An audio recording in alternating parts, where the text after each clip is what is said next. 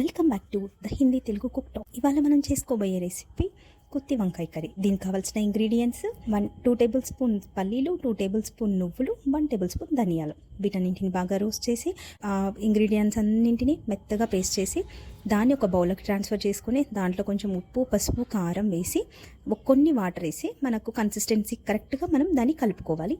వంకాయల్ని చూపిస్తున్న విధంగా కట్ చేసుకుందాం. ఆ వంకాయలన్నింటినీ పట్టించిన తర్వాత ఒక బాండ్లీ పెట్టి అందులో కొంచెం ఆయిల్ వేసి వీటిని అందులో వంకాయలన్నింటిని అందులో ట్రాన్స్ఫర్ చేసి అవి కొంచెం సేపు వేగనిద్దాం. దాన్ని వేగిన తర్వాత ఒక 3 టమాటోలు తీసుకొని వాటిని కూడా మనము ఒక రసం వాటిని కూడా మనము గ్రైండ్ చేసుకుని టమాటోస్ని ఆ టమాటో రసాన్ని కూడా అందులో వేద్దాం. దాని తర్వాత లాస్ట్గా నిమ్మకాయ సైజ్ అంత చింతపండుని తీసుకొని దాన్ని కూడా ఒకసేపు వాటర్లో నానబెట్టి ఆ రసాన్ని కూడా మనం దీంట్లోకి ట్రాన్స్ఫర్ చేద్దాం. అంతే అండి, కొంచెం సేపు వీటన్నింటిని ఉడికిస్తే ఎంతో టేస్టీగా ఉండే గుత్తి వంకాయ కర్రీ రెడీ.